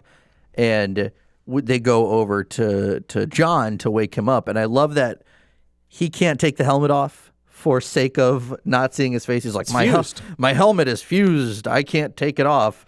So he can basically, like, I'm assuming the screen is broken, so he can only see through one eye. So his depth perception isn't ideal, but basically whenever the Monitor transported the Didact away, tells him, he's like, well, I just kind of transported him to the safest place here, which would kind of mean like you guys are safe as well. So he transported him to the control room of the facility, And he didn't. He dropped the key though when he was transported.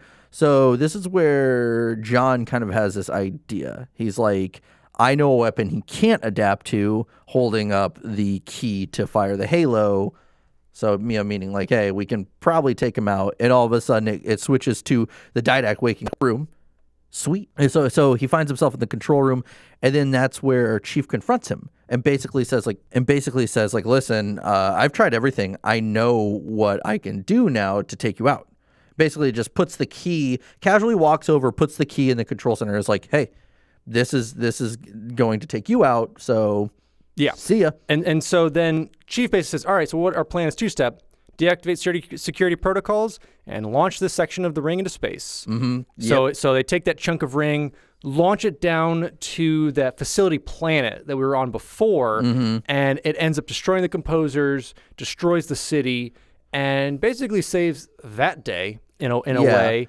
And we see at that point too the Didact getting composed himself. Yeah, he like falls over. I think it's composed. I think it's because I had to like look into this. I was like, what happened here? But he, I guess, is getting, he gets composed himself as well. Mm-hmm. But there's been some backlash because I guess he can't get composed. So because he's not like a soul like type thing. He's just a. I don't remember the rationale, but a lot of people were like, that's not how that works. Just an FYI, not my hill to die upon. But either way, at that time we're like, oh, we lost John because all that happened. But the Monitor, being the cool Monitor they are, like, on the contrary, I saved him. We teleported back. I'm the cool guy. You know, he's taken care of. And this is where the Monitor kind of has its own redemption. This really quick redemption arc. It's like, all right, I now have a new purpose because the Composer's vault and all that stuff is pretty much destroyed. I'm going to go ahead and start rebuilding this ring. That's going to be my goal. And here we go. And basically it's like, by the way, we're just getting out of here. I'm not going to tell you where it is. See ya. Because they're kind of like, whoa, you should tell us where it is. He's like, no, and gets out of there. But we do move back now. It's 72 hours later. And again, it's Hood talking to Master Chief. And Master Chief is like, he's contained, but I can't say that. Again, he's dead. And so Hood's like, doesn't really matter. Like, it's good what you did. I'm ordering that blue team take some R&R. Like, you guys need some rest. You've been in that armor for literally years. Take a rest. And so Chief he's like, okay, sounds good. And then goes over to blue team. And they ask, what Hood say is, oh, you give us the all clear. We're going back. We're going back on a mission because they're probably like, man, I really could use some R&R. And then Chief is just like, now we're going back on a mission. And I do love that this panel ends with two members of Redacted talking, and basically Hood found out that Chief just went back on missions, but he was the last one to find out. And basically they're saying, A, Hood really isn't in as much control as he thinks, and B, basically Oni's kind of has been predicting that Chief is going to just work himself to death, literally. And I think this is also 343's way of writing it in, just in case they want to kill Chief off at some point. Because they're basically saying, like, he's going to work himself to death. He can't keep going like this forever. Yeah, and they're like, we've kind of been predicting this for a while now. But that was it. Yeah, that was issue 10. That wraps up issue 10. And essentially, Didact is now dead. He was killed off in a comic. Kind of ballsy, 343. I will give you that. But alas, that's where we're at. Yeah, it's very interesting. So that was a, let's see, we got 7, 8, 9, 10. There's another 4 issues that we had down. That was the Didact kind of arc. Unfortunately, we lost Blue Team in there. Excuse me. We lost Team Black in there. Also as a Didact, got to know some more Monitors and see that there were more composers. Yeah. Was that all of them? It was the Vault, but we don't know. We don't know. It was the Composer's Forge. But now we're on issue 11. And issue 11 starts us off on Planet Ven 3, unadministered territory on the outskirts of J.O. Zone. And this is 2558, back to present time of where we are today. And this is where we have a ship flying through, saying access granted, got to these terminals, and seeing this live feed of these like floating alien pods with just a bunch of dead jackals like scattered about tongues hanging, skin kind of ripped out. And it's an infection site is what it's saying. Yes. So what we're learning as this drone appears, because it's basically Osmond talking to Lasky and saying, hey, there's this bioweapon that was stolen from this facility, it seems like. We need a small recon team to go down there, see what's going on. And they're saying, this planet is abandoned.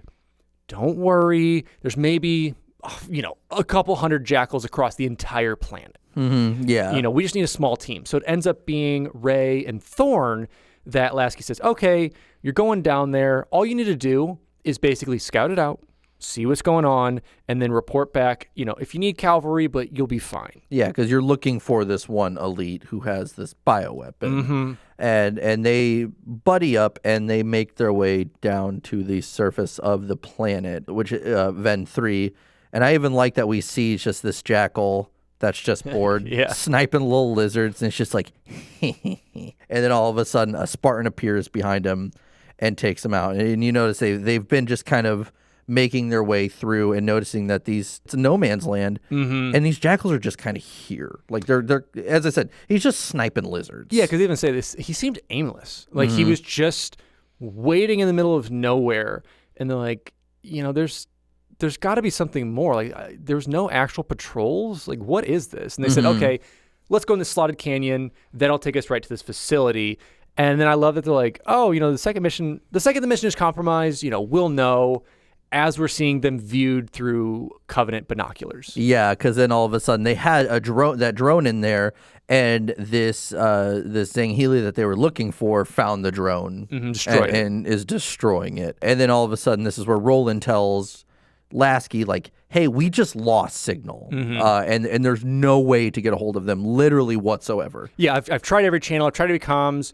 It's jammed down there. Yeah, and so now he's like, we need to talk to Palmer, because what they're going to do is try to send more people, because they're literally like, it's only 2 Spartans, it shouldn't be a big deal. And then later he's like, it's only another 2 Spartans, it's not going to be a big deal. Yeah, and we see them actually make their way to that facility we saw in that spy video. That's basically where the jackals were. And as they get there and open it up, there's actually fire coming from behind them. So they go in and slam the door shut. We now see potentially that same elite with a huge amount of jackals around him, weapons all trained on that little facility. Yeah, and so they're being led by him, and so they start fighting their way through all of them, and eventually that elite puts some kind of like EMP device on the back of Thorn, and I'm assuming it's EMP or just like some kind of electric device that just shocks him and disables the armor. Yeah, immobilizes him. And so now all of a sudden he's taken out, and we see that the elite has taken him with. On a ghost, yes, and taken him out of that little box canyon they were in. Yeah, even though I can't even see him on that I know. ghost. I actually looked at the panel a couple times. I was confused, yeah. Because I was like, okay, so he killed him and then like threw him away and then drove away, and I'm like, oh no, he took him with him. Yeah. Because then this is where we jump back to the Infinity, and like you said, Palmer's like, hey, why didn't you tell me you were sending some people down there? Lasky, like, we're in this together. Like, stop with this covert stuff. And Lasky said, okay, fine. You can go. Maybe one other one. That's it. But okay, 2 more people. That's it. And then we have an actual clearance where Roland pops up. He's like, actually, I'm getting word from Spartan Ray. And then Ray's, basically saying, hey, I'm on them. They took Thorn. There was a battle ensued. I've made my way down here. However, can you view my live footage? We've got everything down in this canyon I went into. Like, she basically went underground. They've got ships. They've got slaves. They've got weapons. It's a huge Kigyar pirate outpost. because the slaves are humans, and you see some Ungoi in there Yes. too. So it's because again, the jackals really aren't tied to any side. They were only a part. And even if you go back to the lore of it, they were really only in the Covenant for money and power. They were pirates, yeah, essentially. Yeah, and the Covenant promised them all of that, so that's why they were with them. But now when it's just they're freelancers. Yeah. And so as Ray sees this. We see in a panel that a jackal starts coming out of the darkness and so cool. sneaking up behind her. But then all of a sudden, they lose communications with Ray. Now this is like, okay, we're like, now that they learn that this is a much bigger mission, it's like all hands on deck. Yes. We're going there. We're going there. This is an actual assault force now. Because Ray even said, like, hey, listen, that jackal count went from a couple hundred to like a couple 100,000. Yeah. But that was the end of issue number 11. Yeah, so 11 starts us off on a new story arc. Obviously, we're getting this weird mission where there's a potential bioweapon happening, and they're basically saying that this bioweapon just kills everything. It's not discretionary. We need to take care of it because we've heard through the grapevine that someone wants to buy it and we can be used anywhere. Yeah. So they spend them down. We see that actually this is a huge Kigyar pirate world. So we're going to have a battle ensuing. Yeah, and we're starting off issue number 12, and we have this Kigyar attack Ray, but it's obviously just pretty futile because she just beats the crap out of it and puts a knife in its throat. I will also say a quick pause. This comic also did all the alien races justice on their size. Because it's like you see her on top of it, and it's huge. Yes, which they're supposed to be. They're made smaller for the game and stuff like that, but they're actually, like, if you look at the lore, they're big. Grunts are 5 foot, and they're the smallest species in the Covenant. So it's really cool to see that, but continue on. Yeah, and so now she's learning that, okay, we have the Infinity on the way, and she's trying to find some kind of transportation, and she actually finds a Spectre from Halo 2. So, again, we talked about it. 343 put everything in this comic, even stuff from like Halo 2 that we never saw again. Well, and I love it too because, like we said, it's a Kigyar pirate world. So they're gonna have antiquities and stolen artifacts from everything. And we even see, because she ends up being able to pilot this. She's like, "Come on, hunk of junk, just last me like another couple feet." Yeah. So we know it's like old and broken down. We've been in college. We've all had those cars. Yes. So we know that feeling of just get me to class today. We'll worry about tomorrow. And so, so this was her plan to kind of like infiltrate and get closer to Thorn, because in one of the smaller panels, we saw a Kigyar dragging Thorn away down where they were. So back over on the Infinity, we see Palmer setting up her Majestic team and basically saying, listen, this was an exfiltration mission at the time. We're going in. We're going to take care of this, and we're going to just destroy this nest. However, it is crucial that our number one priority is finding that elite that has that death juice. Over anything else. I love Death Juice, by the way. Yeah. New band name. But so we go back to Ven 3, and we actually see this Queen Kigyar and her subordinates talking to her. And I love this little detail. I think someone pointed out on Twitter forever ago, but I finally get to mention it, is that she's sitting in a prophet's chair. Yes. So again, it has that idea that they forage anything they can get, even a prophet's chair. And we even see that in some of the other stories and issues we've talked about with Kigyar Queens, is that they just take anything and everything to feel that mightiness. And we've seen them basically even kill people they're with to take what they want. Yeah, and so we see that elite that Thorn and Ray had been chasing around is now talking to this queen, and she's trying to figure out what's your name, and he's basically just like, doesn't matter who I am, I have what you want. I have a Spartan for you. Still alive. Yeah, so basically, like, you know, because, you know, that's what they do, and he shows her the helmet, and she's like, I want this for my collection now, so bring it to me. Oh, and this is where he jumps in and says, listen, I captured him on your planet, so his masters know that you're here. So you need to prepare and figure out what's going on. And then this is the panels where we start, where Ray's like, come on, you piece of junk. Couple more feet. Get me there. Yeah, come on. And we even see this this green phantom, which is a Halo 3 callback, because those were the Covenant that took the side of humanity. Yes. And we see them kind of dismantling it and taking parts off of it. And this is really where you see that elite start to drum up trouble within the Kigyar, because one of the Kigyar approaches the queen and says, hey, you know, shouldn't we stay here? Because like they were contemplating like leaving if humans are coming to like hide. Like, shouldn't we stay here? Like, we fought this. And, you know, the guy's like, I believe it's best we do that. And the queen just goes, kill him. Yeah, and he gets dragged out. It's like, whoa, I was just giving you advice. Come on.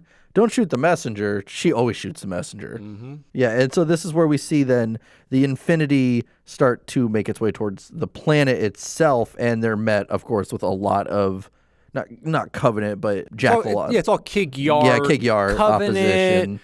All their ships, because the Queen basically rallied any operable ship to go out into space to meet the Infinity when it came through slip space. And this is where we do have like a few panels of like a really cool space battle, which we don't see too terribly much. So I thought that was really cool. And then we see that the rest of the Spartans are trying to make their way into the planet in the midst of this battle. Yes. Then we jump back to, which I love this panel of Thorn, where that elite's coming back and is like, all right, job's almost complete. We just got to exchange him. Unlock him, you two can. And then we see the two Kig-Yar go down. And we hear, huh. And then a more brekka. with like a crunch of this panel, and we see Thorn get released, and it happened to be like Ray had made it with her brekka, and is firing on that elite. Yeah, and I once again I love Spartan quips. So Ray brings Thorn his helmet and says, "You don't look so good, Thorn." He goes, "Oh, just some superficial wounds." She goes, "Oh, I mean with your helmet off. Like you're disgusting." I love stuff like that. That's just so dumb. Yeah, and so we do see that the Queen is overall like, let's actually get out of here. Yeah, and as we're seeing the Queen escape, she's taking her flagship and I think like 2 or 3 other escorts. They're like, all right, we're heading out. They'll give us enough cover. We'll rebuild later. We just have some missiles from the sky just rain down. I assume from the Spartans, just decimate her and the lair and everything around it. Yeah, because then afterwards, the Spartans make their way inside of these caverns and start clearing house, essentially. It's Palmer and the rest of them as well. It moves back to Ray and Thorn. She's basically going to have to leave him there for now because he's still handcuffed. He can't get out of those. Because she says to Palmer, like, listen, mission priority is the serum stuff. Like, we got to go. We need to get someone down here to rescue him. Yeah, and so she follows him in a ghost, and she's chasing him through all this ensuing chaos. They finally make their way out of those underground caverns, and she shoots part of the ghost, and he flies out of it and lands on the ground. So you kind of think like, oh, okay, cool. Mission accomplished. She walks over to him and is basically like, listen, hand me the canister, and he's like, it's not really mine to give. And all of a sudden, a bunch of Oni agents show up, and we're like, we'll take it from here. Like, it's so kind of like Agents of S.H.I.E.L.D. Like, hey, this is our issue. Like, we'll take it from here. You guys did enough. Gives her like a holographic panel and is like, hey, like this is orders from Osman. Like, you are no longer part of this. Move on. Yeah, we'll take it from here. We got the elite. We got the serum, the death juice. Get out of here. So in a way, you're like, okay, like Oni kind of predicted this, and they want to bring the elite in and question him. Yeah, but they don't even detain him or anything. Yeah, they just tell him like, all right, get on our ship, and Ray's like, you're not gonna detain him or put handcuffs on him or anything. And that's where, because we then see a panel after that with Ray just dressed down in just regular civilian clothes with Thorn on a hospital bed, and she's saying. And that's how it ended. And I'm not really sure what happened with this. We have Lasky talking over Palmer and basically telling Palmer, like, hey, listen, I know you're mad at Ray for telling Majestic to not pursue, but that's what needed to be done. Like, we ended up saving Thorn. Otherwise, he would have been buried alive. So don't be too harsh on her. But the real thing we need to discuss is my debrief with Osman. After, saying that we started this all-out war, all this stuff happened, she seemed pleased. Yeah. And that wasn't our mission. Yeah, and so there's obviously some confusion still there, and they're, like, sharing some drinks and basically saying, like, listen, Oni played us. And we're still seeing that. I love seeing this disconnect between the UNSC and Oni. They're still behind the shadows using the UNSC and using and risking Spartan lives to get what they want, and we don't really know who that elite was or what happened. What was in the container? What was he doing there? I mean, because we're seeing that. Okay, is that an elite that they had high priority over? Is that someone that we don't really know what's going on? But we do know that Lasky's getting wise to it, and obviously his confidant Palmer is as well. And they were basically saying, we saw in the news of these reports of this Kig-Yar thing. I saw in a report months back. Yeah. So we believe this was used as a cover-up distraction to destroy that, while also Oni getting something in their own. And I love that, Palmer and him are saying, drink up, Lasky. We'll get a fresh start tomorrow. And Lasky says, sure thing, Commander. Just promise me one thing. You'll never let me forget what we learned today. Because it's important, again, that I said that disconnect. Yes. So to know that Oni is really not part of the military. They're their own unit that puppets the rest of them. Yeah, exactly. And they don't like that one bit. But I want to say that is the end of issue 12. And that's the end of this episode, because this is going to be a two-parter, because it's 24 issues. Yeah, we tried to figure out, Jess and I went back and forth on how do we present this, because, we stretched a 3-issue into over an hour. And so we wanted to give you guys enough info without rushing through panels, without rushing through all those aspects of it. So yes, we're going to break it into 2 parts for you. Our first part, we'll wrap it up for you. We'll give you kind of a concise, we see this post-war aspect of trying to bring these 2 factions together, bring the elites and the brutes together. An obvious sabotage by our son of James Cutter. The unfortunate aspect of attacking the Infinity, and kind of the result of that, and learning a little bit more about the insurrectionists. Yeah. We also learn more about it. We had a little quick side story with Thorn and his family, and then we also learned what really happened to the Didact after Halo 4. Yes. Is that he survived, and now he was trying to basically attack Earth and wipe out all of humanity, but then got composed himself. We also see Black Team's dead, and Blue Team is now fully reunited and stronger than ever. Yes, so setting us up for 5. We've seen plenty of those aspects of it, and now we've seen really this distrust in Oni that everyone's kind of already had, but Lasky's really growing with it and getting that skepticism and seeing the growth and really our respect for these Spartan 4s and Majestic, and really getting to know them. And this comic, thus far as we've known, really makes me feel for these Spartans as much as I did the Spartan 2s and some of the OG stuff, like getting to know them and their character. Yeah, Spartans really, no matter what, don't have it easy. But I think overall, that was also a perfect place to stop, because it starts, the next issues are Spartan Ops, the Janus Key. So I think we're really starting to dive into that plot that they wanted to show in Spartan Ops Season 2. But yeah, we will be returning with Halo Escalation Part 2. So this is Part 1. We'll give you a Part 2. It'll be good. It'll be great. Yeah, and I'm pretty excited for the Part 2. Honestly, we didn't know what we were going to do with this as we started to record, and we just decided, we need to give it to the people. Exactly, and give you enough detail to where we're not summarizing just a comic in a few sentences. Yeah, I would have hated that. I would have felt bad about it. So we're giving you a 2-parter. But yeah, thank you again for listening. And as always, one of our biggest supporters are our patrons through our Patreon. So obviously help us out monetarily, and just some great people. So want to thank them today.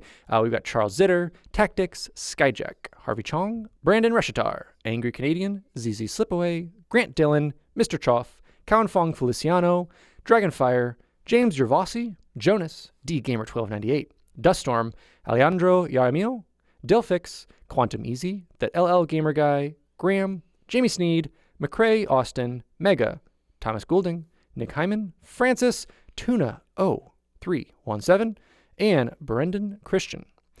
So thank you guys so much for the support. And as always, we've got our cool Patreon. So if you have any questions about it, we've got some really cool stuff for it. And it really helps support us. So if you guys do enjoy our program, as you may call it a program, that supports us. Appreciate it. Yeah, and if you do want to find us on social, whether it's Facebook, whether it's Twitter, whether it's Instagram, you can find us on any and all of those platforms. Also, if you want to join our Discord, click the link in the bio of any of our social platforms or in the description of this episode. And I will give you a random title if you tell me why I'm the best host in the world, or why Jesse's the best host in the world, and then we'll compare And then I'll ban you if you pick Jesse, but we'll compare them. Yeah, so if you want a cool random title, join our Discord today. Beautiful. And if for some reason, sometimes, a link won't work, message us. We will send you one as soon as possible. Awesome. And as always, I'm taking Jesse's job over because I want to. You can check us out on any podcast platform.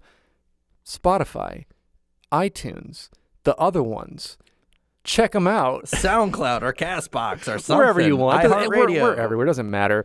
But if you do, leave us a review on Apple. Super awesome. It puts us up in the rankings, keeps growing our membership. Love it so much. And check us out on Spotify. That'll push our rankings up as well. We'll hit that recommended list. Boom. Check back. We will be doing a Halo Escalation Part 2 episode. It's going to be awesome. And it's going to be next week. It's going to be next week. So no 2-weekers for this one. We're not going to make you wait 2 weeks. That'd be ridiculous, even though we usually do.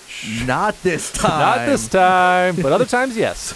With that, I am your host, Jesse Reiners. And I'm your host, Alex Kendall. Thank you for tuning in to Finish the Fight, a Halo podcast.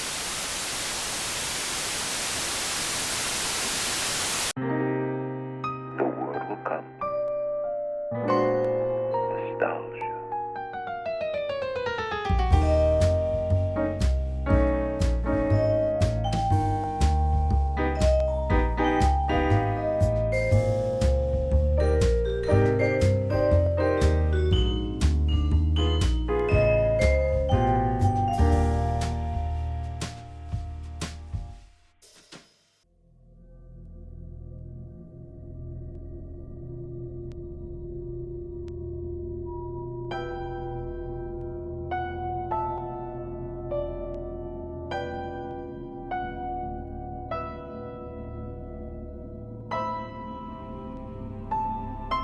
Halo.